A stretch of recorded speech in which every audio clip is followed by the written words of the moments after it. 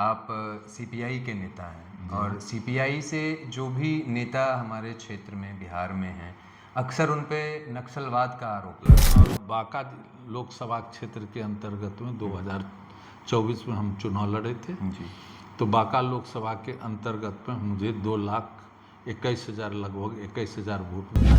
जिस समय Abhijit group power plant आज से पूर्व में खुलने के वाला था, ये बौसीपुर नागपुर में, इसका जो वहाँ मुख्यालय है, मुख्यालय में इन्होंने राष्ट्रीय झंडा नहीं फहराते थे, अपने को बांका विधानसभा से सर संभावित उम्मीदवारों में आपका नाम आ रहा है, तो बांका विधानसभा सीट के लिए आपकी दावेदारी कितनी है? नमस्कार साथियों, मैं प्रभात कुमार वत्स और आप देख रहे हैं अपना बांका। आज हमारे एक ऐसा नाम है जो बांका की राजनीति हो, संघर्ष हो या शिक्षा का क्षेत्र हो, उन सब में इन्होंने एक अपनी अलग पहचान बनाई है। बांका जिले के आदिवासी गरीब पिछड़ों की आवाज़, माननीय पूर्व विधान पार्षद संजय यादव जी हमारे साथ हैं। आपका बहुत बहुत स्वागत है सर हमारे शो में। Thank you. आज हम जानेंगे श्रीमान संजय यादव जी से इनका राजनीतिक सफ़र कैसा रहा, किस तरह का संघर्ष इन्होंने किया, बांका में किस चीज़ की ज़रूरत है, आने वाले समय में इनका बांका के विकास के लिए क्या रोड मैप होगा, क्या विज़न होगा, इन तमाम बातों पर हम चर्चा करेंगे सर के साथ। तो एक बार फिर से आपका बहुत बहुत स्वागत है सर। चलिए, बहुत बहुत धन्यवाद आपको। सर सबसे पहले तो हम अपने पॉडकास्ट की शुरुआत करते हैं आपके करियर से, कैसे आपने शिक्षा दीक्षा ग्रहण की और आपका जो राजनीतिक सफ़र शुरू हुआ उसके विषय में थोड़ा सा सर विस्तार से हमारी जनता को बताएंगे। जनता भी देखिए, राजनीति जब हम स्टूडेंट लाइफ में थे तो हम सीपीआई के छात्र संघ का था, छात्र जीवन से जी। और उस समय एआई सब से हम जुड़ गए थे और 1982 में हम टीएनबी कॉलेज में पढ़ते थे। अच्छा। और टीएनबी कॉलेज से एआई सब में हम ज्वाइन किए जी। और उसके बाद हम स्टूडेंट की जो समस्याएं थी यूनिवर्सिटी से उनको लड़ करके दिलाने का काम करते थे। उसके बाद हमारी राजनीति आगे चली और उसके बाद हम सीपीआई के सदस्यता ग्रहण किए। जी। और उसके पूर्व हमारे पिताजी इस इलाके का भागलपुर जिला और बांका जिला कंबाइंड जिला था उस समय हमारे पिताजी सीपीआई के फाउंडर लीडर थे इस जगह। यहाँ के किसान मजदूरों की जो सवाल का था, जो उस समय सामंतगिरी था, सामंतों के खिलाफ में लड़ाई लड़ करके यहाँ के जितने भी गरीब गुरबा के लोग थे और सामंत से मुक्त कराने का काम पिताजी ने आंदोलन करके किए थे। उसके बाद हम राजनीतिक जीवन में अपना मास्टर डिग्री लिए। मास्टर डिग्री लेने के बाद उसके बाद 1990 में 8 अगस्त 1990 में सवेरे 5 बजे करीब हमारे पिताजी की हत्या हमारे निवास के जस्ट बगल में ही 5 बजे भोर में उन्होंने कर दिया, जो राजनीतिक अपराधियों के द्वारा, राजनीतिक षड्यंत्र के द्वारा उनकी हत्या कर दी गई थी। यहाँ के जो सामंत लोग थे उनके द्वारा हत्या करा दी गई थी। उसके बाद 1990 के बाद हम राजनीतिक में सक्रिय राजनीति, उनके जो पत्र चिन्ह थे उस पत्र चिन्ह पर चलने का काम किया और आज तक हम इस अपने इलाके के अंतर्गत में जितने भी गरीब गुरबा हो, शोषित पीड़ित दलित पिछड़ा अति पिछड़ा और नौजवानों किसानों की आवाज़ को लेकर के उनके सवाल को लेकर के आज तक हम संघर्ष करते आए हैं और संघर्ष करते रहेंगे जब तक इनके हक अधिकार ना दिलाते हैं। इस क्षेत्र में हमारे आदिवासी भाई का और हमारे शोषित पीड़ित दलितों का लड़ाई लड़ते थे और 1995 में हम पुड़िया विधानसभा चुनाव से हमारी पार्टी ने लड़ाने का काम किया था। उस समय हम बहुत मामूली वोट से, हम झारखंड मुक्ति मोर्चा से 250 वोट से के अंतराल में हम पुड़िया लूज कर गए थे। और वो भी उस सामंतगिरी के द्वारा कुछ ऐसे लीडरशिप थे जिन्होंने सामंतगिरी करके हमको हराने का काम किया कि अगर ये जीत जाएंगे तो इस इलाके के जितने भी सामंत हैं उनका खैर नहीं है और किसान मजदूरों का आवाज़ बुलंद होगा और उनको शोषण हम लोग नहीं कर सके। मेरा राजनीतिक जीवन जब 2000 ईस्वी के अंतर्गत में झारखंड राज्य और बिहार अलग हो जाने के बाद हम बिहार में राजनीति करने चले आए। हमारा घर भी बिहार के अंतर्गत में बांका जिला का दोरैया प्रखंड में पड़ता है। और 2003 में हम विधान पार्षद का चुनाव हुआ स्थानीय निकाय का। उससे हम भागलपुर कमिश्नरी से भागलपुर और बांका से बांका विधान पार्षद का क्षेत्र से हम चुने गए। और उस समय त्रिस्तरीय पंचायती राज का माननीय लालू जी के द्वारा जो कि 24 साल के बाद त्रिस्तरीय पंचायती राज का चुनाव कराया गया था। तो उसके बाद जो उनकी आवाज़ें थी वह हम उस समय चुनाव में जीते। जीतने के बाद त्रिस्तरीय पंचायती राज का जितने भी समस्याएं थी उन लोगों की लड़ाई लड़ करके आज जो हमारे त्रिस्तरीय पंचायती राज के मुखिया जी को या पंचायत समिति को या सरपंच साहब को जो भी मानदेय मिलता है या वेतन मिलता है वो हमारी लड़ाई। इसकी आवाज़ मुझे जानकारी आपने ही पहली बार सदन में उठाई सदन में पहली बार उठाए थे। और पहली बार उठा करके हम लोगों का डिमांड था कि यहाँ के जो त्रिस्तरीय पंचायती राज के प्रतिनिधि है उनको एक एमएलए एमपी के प्रतिनिधि के अनुसार उनका वेतन भत्ता को लागू किया जाए। और वेतन भत्ता की लड़ाई लड़ करके उनको लागू कराने का काम किया। कई दिन हाउस इसके लिए बाधित हुए। और हम लोगों ने उसकी आवाज़ को बुलंद किया। और बुलंद करने के बाद उस समय में माननीय मुख्यमंत्री नीतीश कुमार जी थे। नीतीश जी ने हम लोगों को बुला करके बोले कि देखिए खजाना में इतना पैसा नहीं है जो कि इन लोगों का वेतन भत्ता हम लोग इतना दे सकते हैं। तो हमने उनसे कहा कि ठीक है इतना खजाना में पैसा नहीं, आप इसको लागू कर दीजिए और जब पैसा आएगा तो उनको दिया जाए। तो बिना लागू किए हम लोग मानने वाले नहीं। हमारा हक अधिकार है, हम लेकिन आप लागू कर दीजिए। और उन्होंने दिया भी। उस समय उन्होंने लागू भी किया, कम मामूली किया था, बहुत कम ही किया था।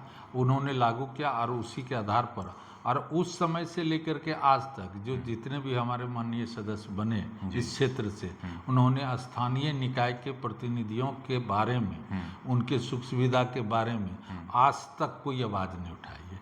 उस समय हम लोगों ने उठाया था कि त्रिस्तरीय पंचायती राज के प्रतिनिधियों की सुरक्षा होनी चाहिए, सुरक्षा दी जाए, नहीं तो उनको आर्म्स दिया जाए। आर्म्स लाइसेंस की बात आपने उठाई थी। उस समय भी लाइसेंस की बात उठाई थी, जबकि आज लागू किया गया। अभी हाल फिलहाल में लागू किया गया कि त्रिस्तरीय पंचायती के जो भी प्रतिनिधि हैं उनको सुरक्षा के लिए आप अपना आर्म्स लाइसेंस ले सकते हैं, इधर दिया गया था।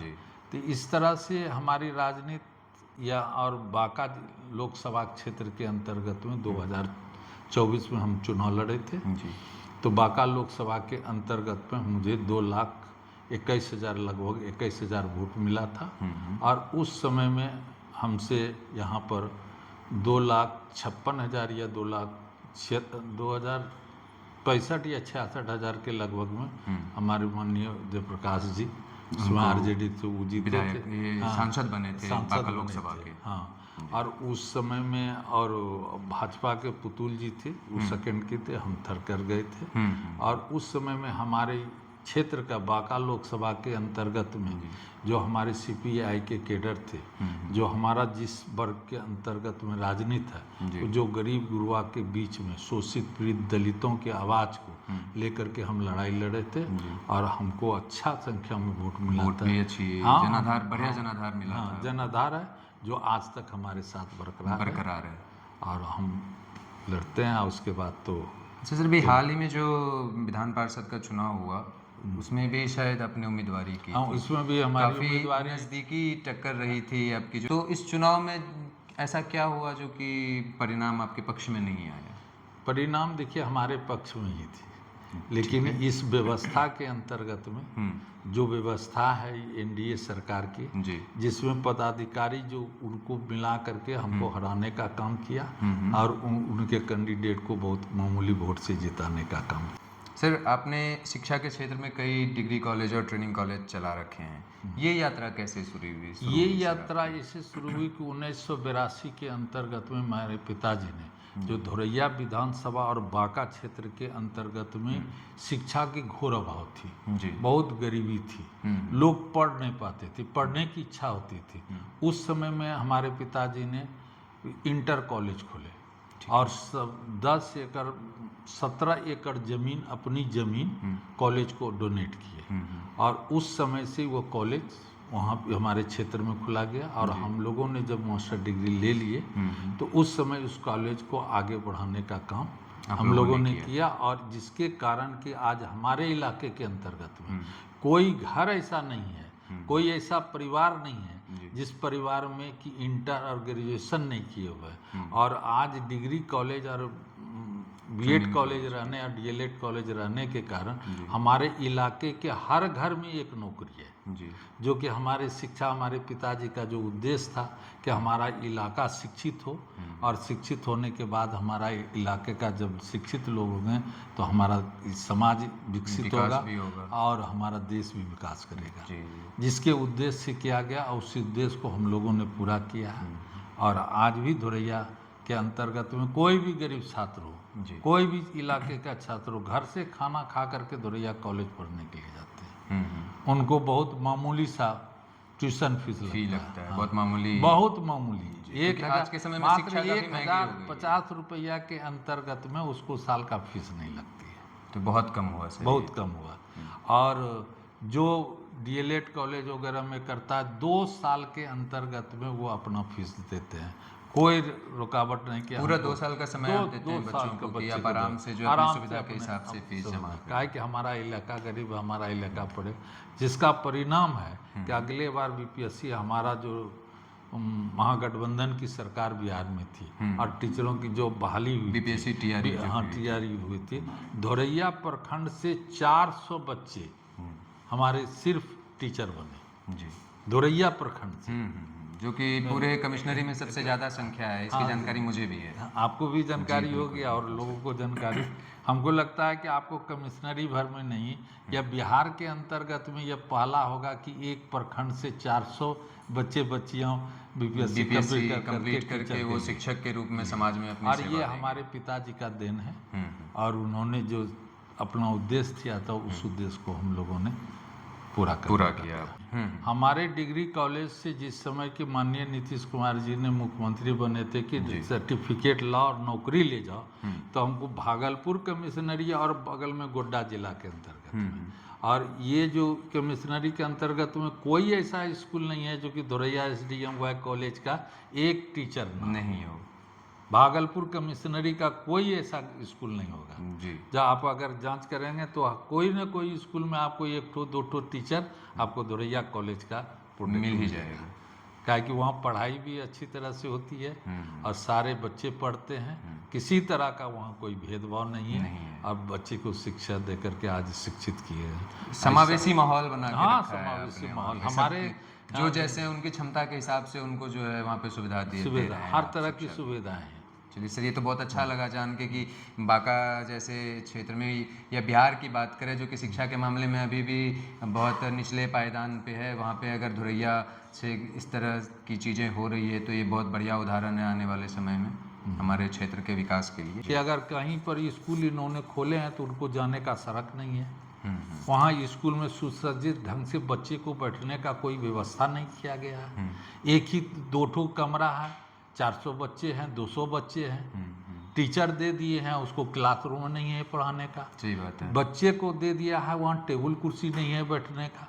बच्चे को इस तरह का कुव्यवस्था इस सरकार के अंतर्गत में, इसीलिए मेरा तो बिहार सरकार और केंद्र सरकार से ये है कि इन्होंने शिक्षा को बहुत चौपट कर दिया। शिक्षा के साथ में इन्होंने यहाँ के नौजवानों के साथ खिलवाड़ कर रहा है। आज बांका में स्वास्थ्य, शिक्षा और रोजगार तीनों आखिरी पायदान पर है, सड़कों में गड्ढे हुए पड़े हैं, तो ये जो विफलताएं नज़र आ रही है इसका क्या कारण है, इसको आप कैसे देखते हैं सर? देखिए, लगभग 20 साल से हमारे यहाँ आपके बीजेपी के विधायक माननीय जी आपका मंडल जी हैं, राम नारायण मंडल जी, और इन्होंने जो समुचित बांका विधानसभा का जो सवाल है उस सवाल पर इन्होंने कोई समाधान भी नहीं, ना इस शिक्षा पर किए ना स्वास्थ्य पर किए। आप अगर स्वास्थ्य के बारे में देखना चाहते हैं तो आप जाइएगा इलाके में उप स्वास्थ्य केंद्र जो जहाँ भी है वहाँ PSC और उप स्वास्थ्य केंद्र, उप स्वास्थ्य केंद्र ग्रामीण क्षेत्र में बनाया गया। उस क्षेत्र के अंतर्गत में कोई व्यवस्था नहीं है, ना इसका एक डॉक्टर है, ना नर्स है, ना कंपाउंडर है। यूँ ही उप स्वास्थ्य केंद्र में जानवर सब बैठा हुआ है, आप जांच कर सकते हैं, देख सकते हैं। तो ये स्थिति बनी हुई है, इससे कोई लेना नहीं। जबकि हमारे माननीय विधायक महोदय यहाँ के इस सरकार में मंत्री भी थे, राजस्व मंत्री भी उस समय में भी हमारे इलाके के अंतर्गत में कोई इंडस्ट्री नहीं खुला और हमारे किसानों को यहाँ तंग तबाह कर दिया गया। इस इलाके के अंतर्गत में इन्होंने 519 एकड़ जमीन, 12 हाट प्रखंड के अंतर्गत में गोरधवावर पंचायत है, उस 519 एकड़ जमीन इन्होंने सरकार को रिकमेंडेशन कर दिया, जो कि उन्हें वो लोग 50 वर्ष से 50-60 साल 70 साल से वो लोग किसान हैं, वहाँ के खतियानी किसान हैं। वहाँ से उन लोगों ने आज तक वो लोग जमीन पर जिसका जमाबंदी चल रहा है और आज तक वो लोग जमीन पर काबिज है, वो जमीन को इन्होंने इनका पदाधिकारियों के द्वारा उनको नोटिस दिया गया कि ये जमीन बिहार सरकार गैर मजरूआ जमीन है, 1905 के नक्शे के अनुसार आप इसको खाली करें। जबकि वह उन लोगों को जमीन जब आज़ादी के बाद, जब 1947 में हमारा देश आज़ाद हुआ और आज आज़ादी के दिन आपसे हमारी बातें हो रही है, और उस समय आज़ादी होने के बाद जब कानून बनी गई देश के अंतर्गत 1950 में कि जिम्मेदारी प्रथा समाप्त किया गया, इन्वेस्ट किया गया, उसके बाद 1952 से लेकर के 56 तक जिम्मेदारों के द्वारा जो रिटर्न मांगा गया, उस रिटर्न के अनुसार रजिस्टर 1 बना और रजिस्टर 1 के बाद रजिस्टर 2 बना, जिसके अनुसार आज तक हम यानी उसका रैयतदार हैं, हम पैसा दे रहे हैं, पैसा दे रहे हैं, टैक्स भी दे रहे हैं, सारे चीज़ दे रहे हैं। लेकिन ये सरकार के मुलाजिम कहते हैं कि 1905 के अनुसार ये गैरमजरूआ मालिक ज़मीन है, ये ज़मीन का मालिक हम हैं, सरकार है। तो ये बताया जाए कि जब देश आज़ाद नहीं था, उस समय में जब आज़ादी के टाइम में कानून बना गया, तो 1905 में जब आप अधीन थे, हम लोग मना आज़ादी अंग्रेजों के अधीन में थे, तो आप उस समय मालिक कैसे हो गए? जिस समय वो मालिक थे, उन मालिक ने हमको जमीन दिया, एन प्रकार से हमारे साथ सेटलमेंट किया, उस जमीन का हम आज तक टैक्स सरकार को देते आ रहे हैं, और अभी आप वो ज़मीन हमसे छीनते हैं। इस इलाके के गरीब गुरबा लोग हैं जिसको 1 बीघा 2 बीघा ज़मीन है, उस पर मकान है, किसी तरह से अपना जीवन यापन कर रहे हैं। इस सरकार उनको खाली कराने का नोटिस किया था। तो मैंने किसानों की सारी समस्याओं को लेकर के आपको जिला पदाधिकारी महोदय के यहाँ, आप प्रखंड अंचलाधिकारी महोदय के यहाँ लड़ाई लड़ करके उनको रोकने का काम किए हैं कि अगर इसको नहीं रोका जाएगा तो हम लोग इसकी और तीव्र उग्र संघर्ष का आंदोलन करके और हमारी चीज़ को हम लेंगे, और इसके लिए हम आगे कोर्ट का भी सहारा, न्यायालय का भी सहारा लेंगे, न्यायालय के अंतर्गत में मिला जाएगा। अभी तक यथावत है, और हम उन लोगों किसानों को विश्वास दिलाते हैं कि आपकी ज़मीन है और आपकी ही ज़मीन रहेगी। इसके लिए चाहे हमको जितनी भी संघर्ष करना होगा करके उनकी ज़मीन को वापस कराएंगे। ये तो इनका सबसे बड़ा, ये जिस समय में हमारे माननीय विधायक मंत्री थे, राजस्व मंत्री थे, उस समय की कहानी है। उस समय में इन्होंने करा दिया। और आप देखे होंगे कि शिक्षा व्यवस्था, तो हम पहले भी बोले शिक्षा पर कि किस तरह का व्यवस्था किए हुए हैं।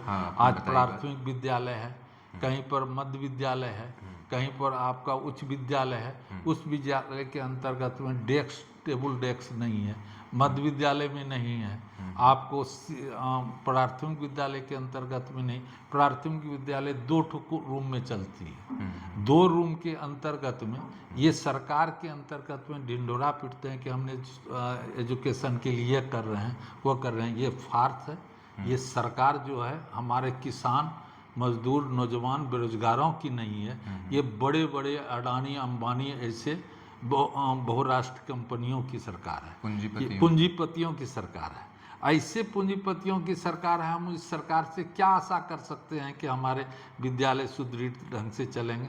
और ना ये सरकार इतने दिनों के अंतर्गत में डबल इंजन की जो सरकार है, इन्होंने मिल करके सिर्फ बिहार के अंतर्गत में प्रशासनिक पदाधिकारियों के द्वारा ही शासन किया जा रहा है।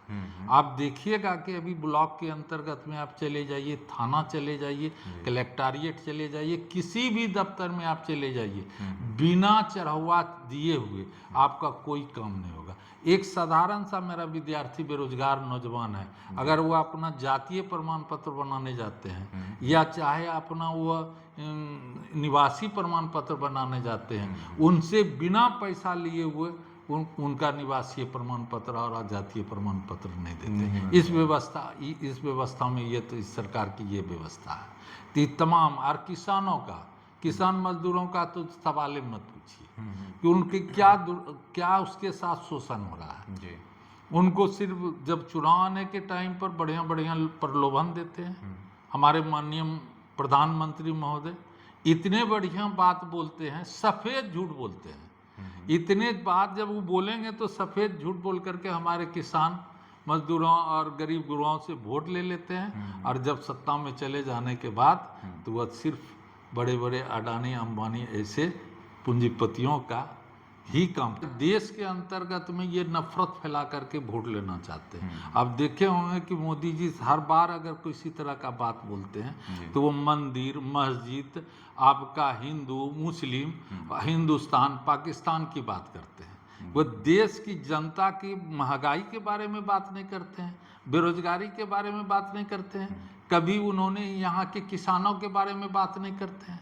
वह सिर्फ जब भी बात करेंगे तो ये जो बड़े बड़े पूंजीपतियों का जो इनका बड़ा बड़ा एजेंट है, अडानी ऐसे आदमी, अंबानी ऐसे आदमी, इन्होंने यहाँ के लोगों को बरगलाने का काम करते हैं। इसीलिए आप ये जो नई शिक्षा नीति लागू कर रहे हैं, नए शिक्षा नीति के अंतर्गत में हमारे किसान मजदूरों का बेटा बेटी अगर शिक्षित नहीं होंगे, अगर हमारे लोग जिस दिन शिक्षित हो जाएंगे तो ऐसी सरकार को तुरंत उखाड़ करके फेंक देंगे। इसीलिए लोगों को ये शिक्षित नहीं होने देते हैं, जिसके कारण कि ये नफरत फैला करके वोट लेने का काम कर रहे हैं। इससे अब हमारी जनता होशियार हो चुकी है, जनता इसकी चाल को समझ चुके हैं, और इस बार आने वाले समय में जिस तरह की लोगों ने कह रहा था, इस बार 400 पार और चले आए 200 के 40 के पार। पिछले लोकसभा की बात हाँ, पिछले लोकसभा की बात कर रहे हैं। इसी तरह अभी बिहार के अंतर्गत में इन लोगों ने जो कर रहे हैं कि हम लोग 225 पार, तो 225 पार नहीं होंगे, ये लोग 25 भी अगली बार आना इन लोगों को मुश्किल होगा। इंडिया गठबंधन के अंतर्गत में बिहार की सारी जनता, जो इन्होंने नौजवान जितने भी बेरोजगार नौजवान है, किसान है, मजदूर है, शोषित है, पीड़ित है, जो कि ये संविधान के साथ में हमारे जो लोगों का जो शोषण कर रहे हैं, संविधान के साथ छेड़छाड़ कर रहे हैं, ये सारे लोग एक साथ गोलबंद हो चुके हैं। इस बार 2025 के विधानसभा के चुनाव में इंडिया गठबंधन का सरकार बनेगी, और जो इंडिया गठबंधन के लोगों ने जो अनाउंसमेंट किया है कि हमने किसानों के लिए 200 यूनिट बिजली फ्री करेंगे, और जो हमारे सवालें हैं, जो कि वृद्धा पेंशन जो इन लोगों ने 400 देता था, हम ही लोगों का कॉपी करके इन्होंने 1100 कर दिया, और हम लोगों ने 1500 देने का वादा किया, हम लोग 1500 देंगे। माँ बहन सम्मान योजना जो हम लोगों ने इंडिया गठबंधन में 2500 रुपया प्रति माह देने की बात की है, निश्चित देंगे। जिस दिन हमारी सरकार बनेगी, पाला कैबिनेट में पास होगा, उसके बाद खटाखट इन लोगों के अकाउंट में 2500 रुपया ये 2500 हर महीने जाएगा, हर महीने जाएगा, हर मंथ। यहाँ पे थोड़ा सा हम आपको रोकना चाहेंगे। बिहार में एक तीसरे मोर्चे की चर्चा चल रही है आजकल, जन सुराज, प्रशांत किशोर। ये सब कोई चीज़ नहीं है। नहीं, उनका एक बयान सुना था मैंने कि जितनी जनसंख्या है बिहार में, जो माँ बहन योजना के अंतर्गत जितने लोगों को हम लिस्ट कर रहे हैं, उनको एक साल में हम 12 महीने में जितना पैसा देंगे, उतना पूरे बिहार का बजट भी नहीं होता है। तो ये पैसे कहाँ से आएंगे सर?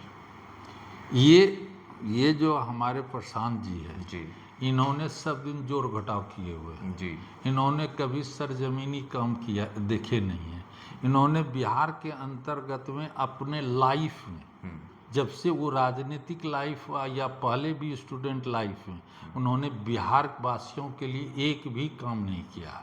मैं दावे के साथ कहना चाहता हूँ कि अगर प्रशांत किशोर जी ने अगर कोई काम किया है तो काम बतावे कि हम मैंने बिहार वासियों के लिए यह काम करके किया है।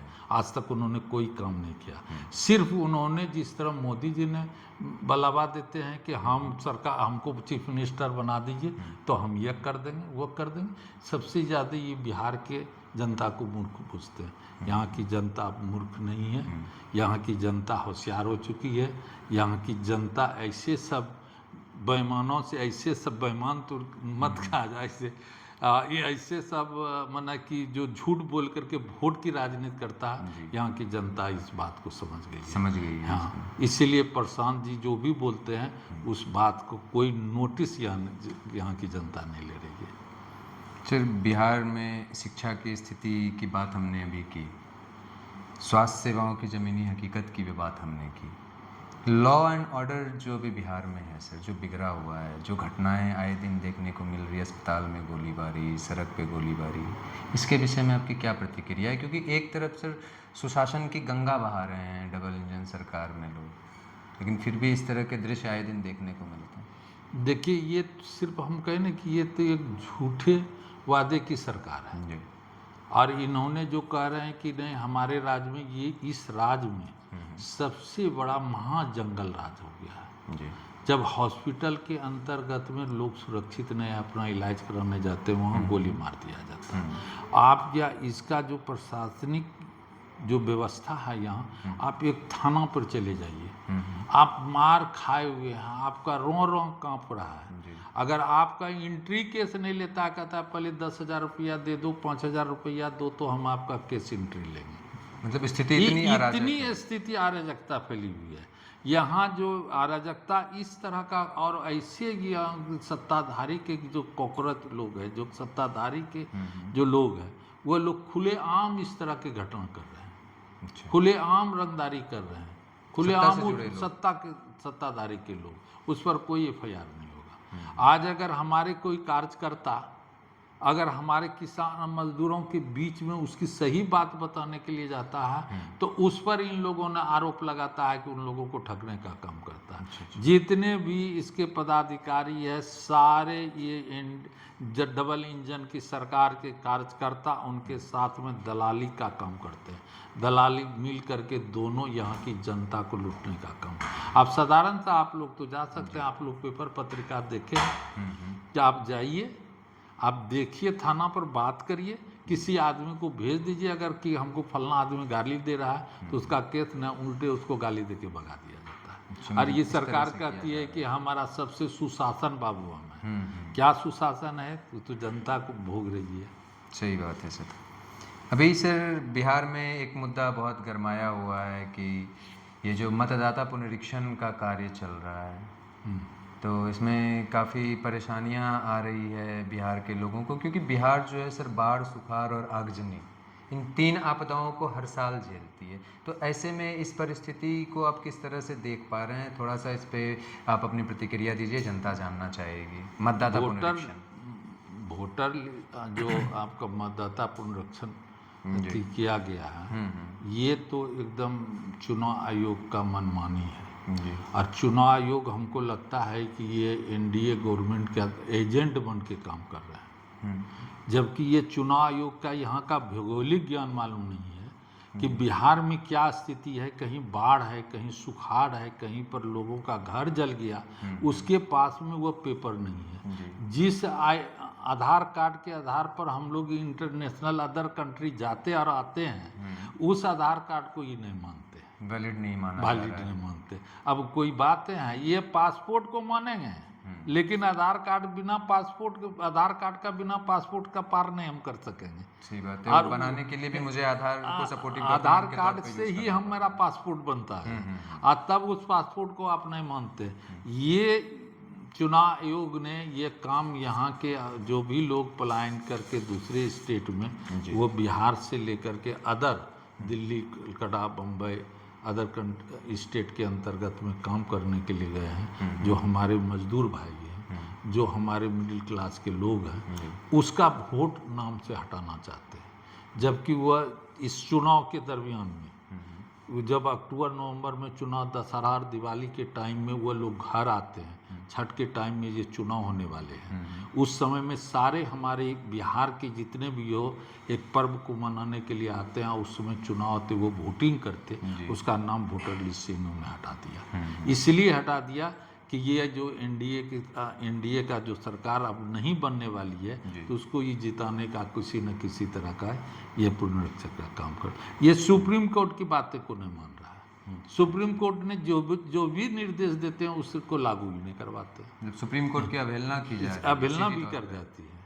अब देख लीजिए, इन्होंने पहली बार जब बैठक हुई थी तो चर्चाएं जब सुप्रीम कोर्ट में चल रही थी बहस, उस समय इन्होंने कहा था कि आप आधार कार्ड और वोटर आई कार्ड को मानिए, और इसको इन्होंने आज तक नोटिफिकेशन नहीं किया कि आधार कार्ड को मान करके आप वोटर लिस्ट को बनाएं। और इन्होंने बिहार के अंतर्गत में हर विधानसभा में इन्होंने 20 से 25 हज़ार 27 हज़ार वोट काटने का काम किया है। उसमें जो हमारे मृत हो गए, जो आदमी मरे हुए नहीं उसको भी मार दिए।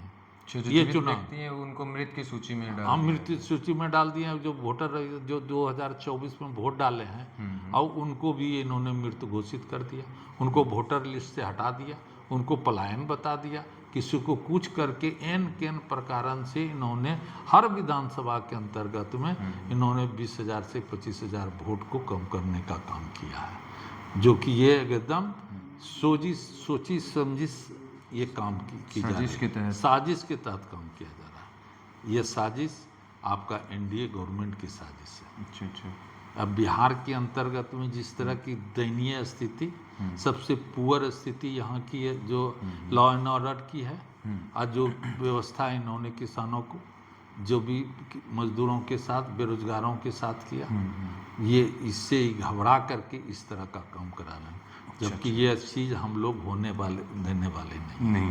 अंतिम तक लड़ेंगे, अपने वोटर के लिए लड़ेंगे, अपने वोटर को वोट का अधिकार दिला के रहेंगे। ये हम लोगों ने भी तय किया है, का काम कर रहे हैं।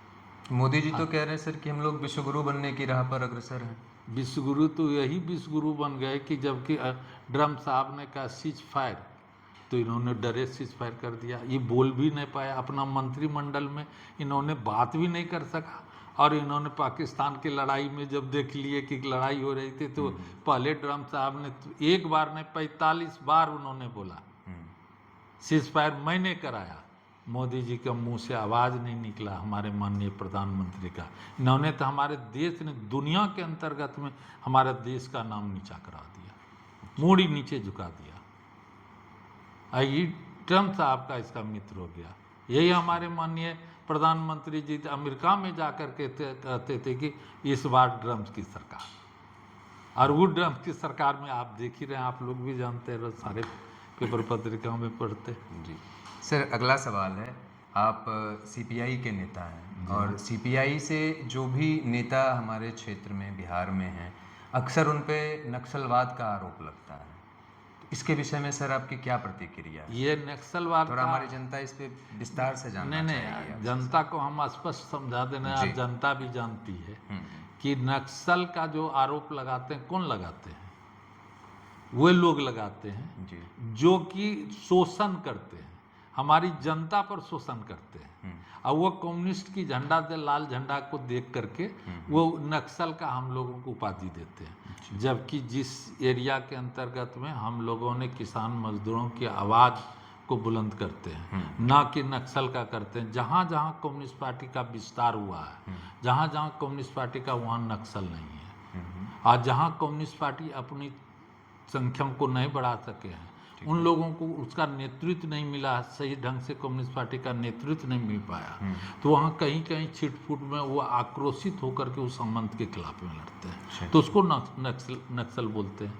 लेकिन बिहार ने, हिंदुस्तान के अंतर्गत में कोई एक उदाहरण भी नहीं है कि कोई कम्युनिस्ट नक्सल है।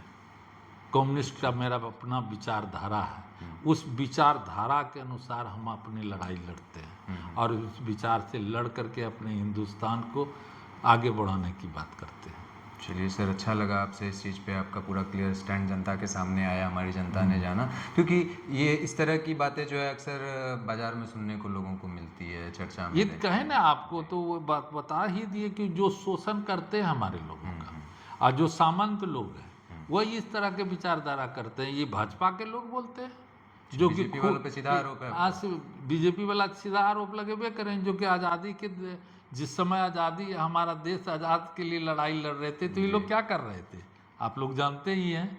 आप लोग तो देखे होंगे कि आज आज़ादी के दिन से इनका नागपुर में इसका जो वहाँ मुख्यालय है, मुख्यालय में इन्होंने राष्ट्रीय झंडा नहीं फहराते थे, अपने को राष्ट्रभक्त मानते हैं।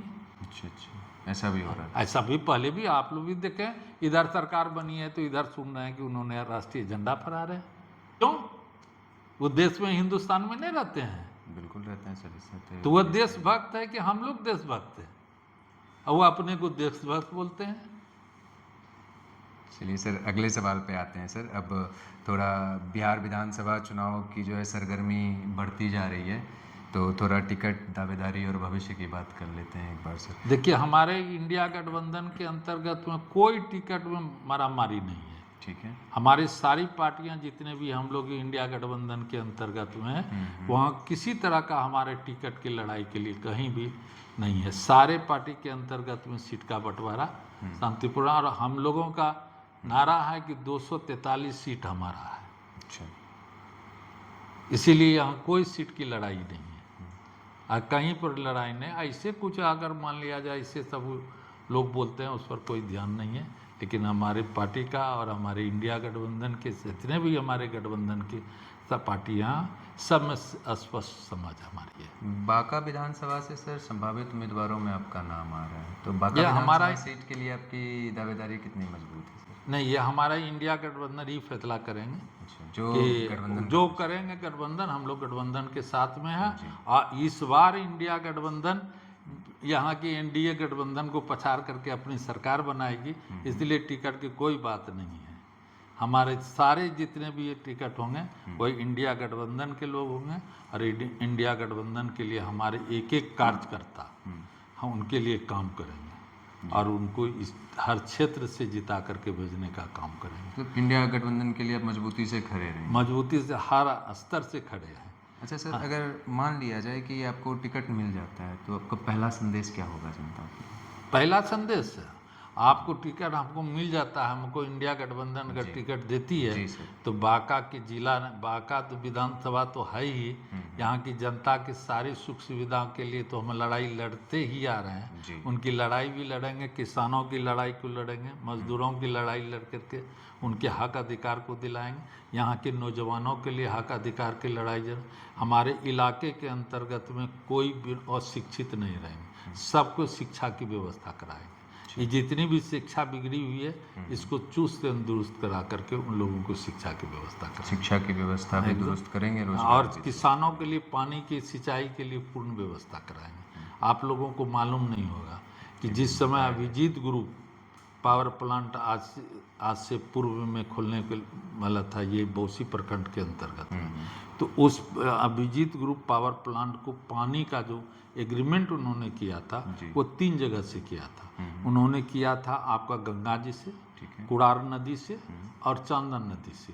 लेकिन इस भ्रष्ट पदाधिकारियों से लेकर के ये भ्रष्ट सरकार ने, उन्होंने ये पानी हमारे किसानों का डैम लक्ष्मीपुर डैम है, लक्ष्मीपुर डैम से उनको 84.85 घन मीटर पानी उनको एग्रीमेंट कर दिया, और किसानों का पानी उनको दे दिया जाने लगा, देने का एग्रीमेंट कर दिया गया।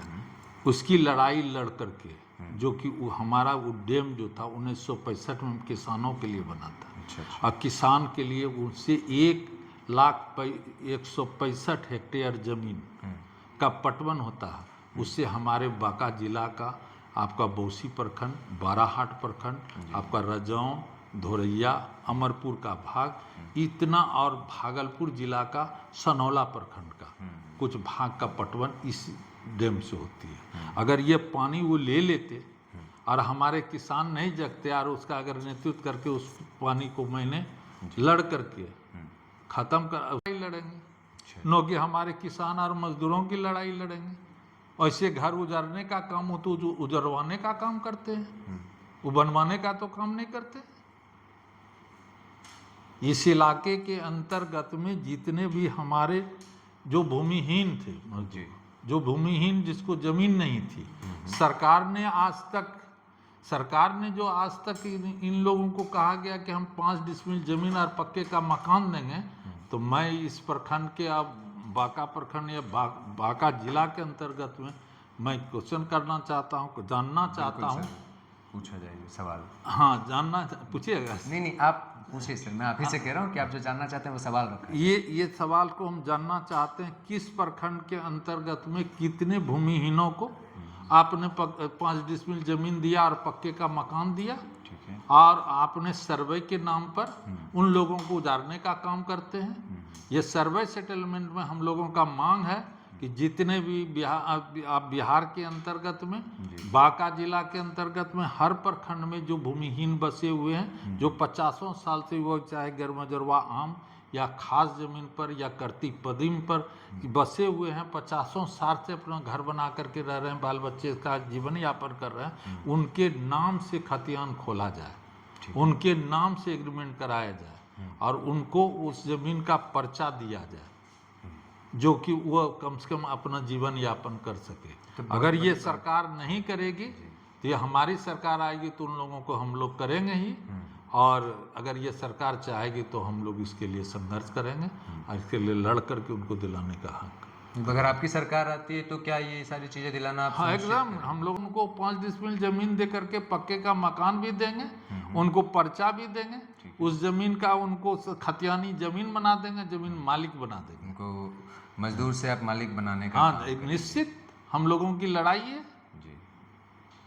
तो सर आपने तमाम चीज़ें बहुत बेबाकी से रखी जनता के बीच में, आपका विचारधारा, आपका विकास को लेकर जो आपका रोड मैप होगा, तो सारी चीज़ें तो सर आपने बता दी। मैं जनता से तो यही अपील करना चाहूँगा कि इस बार 2025 में महागठबंधन की सरकार होगी, ठीक है, और महागठबंधन की सरकार को बनावे और बांका जिला के 5 विधानसभा सीट महागठबंधन की सीट जनता जिता के भेजेगी और जनता के साथ में है, और जनता के हर सवाल को लेकर के हम लोग उसकी समस्या को समाधान कराएंगे।